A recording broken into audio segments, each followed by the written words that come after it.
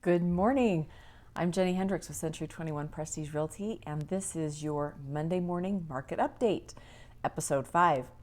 So, currently this week, we've got 221 active residential listings on the market, up just a little bit from last week. The median list price jumped up a little bit, so we're at 285,000 right now on our list price. Probably due to a lot of the new construction that's just starting to come on the market. So we're going to keep track of that and let you know if that looks like it's bumping up anymore. Interestingly, the median sales price hasn't moved a lot. So if we look at the 12-month rolling average, the median sales price is 233,000. You know, I get asked frequently by buyers who are making an offer, or sellers with their homes on the market, what should I expect as far as the difference between list price and sales price? Is there a standard? Like a lot of things in real estate, the answer is it depends. It depends on if the property that is for sale is above market, below market, if the buyer is asking for closing costs, and so forth. So there can be variables definitely when you're talking about a real estate transaction. But if you look at the median difference between the original list price and the final sales price, right now we're running at about 3.57%, which means that our sales prices are pretty close to list. Now, again, a lot of that's going to include some closing costs for the buyer and so forth. So if you have questions on that, let me know, and I'm happy to take you through all of that individually. If you have a question about what your property's worth on the market right now, let me know, and I can give you a quick CMA. One of the things I wanted to get into this morning real quick is the primary residence exemption on your property taxes.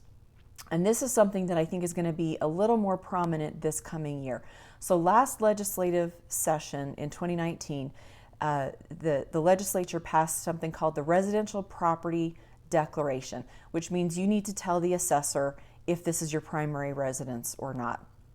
The reason that's important is because if it is your primary residence, you get a 45% discount on the property taxes that you pay.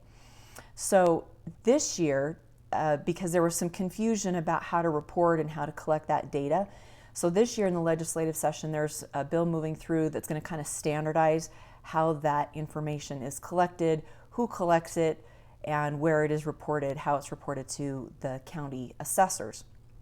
So, like I say, you get a 45% discount off of your property taxes if it is a primary residence. Now, this is not just your primary residence, but if it's anyone's primary residence. So if you are an investor, or if you're thinking about becoming an investor, if you have a property that's got a renter in it and it is the renter's full-time residence, that also qualifies. So then you would get that 45% primary residence discount.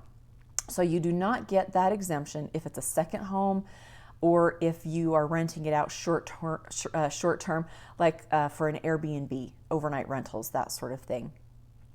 Now, later this year, and I'm going to bring this up again because I think it's going to happen probably around May, you'll be receiving a form asking you to declare whether or not a certain property is your primary residence or not. And this is to help discover folks that are trying to maybe claim more than one primary residence, and get that discount on more than one property. So let me know what questions you have. If you got anything that you specifically want for our Monday morning market updates, I'm happy to help get you all the information you need. Have a great week. We'll see you soon.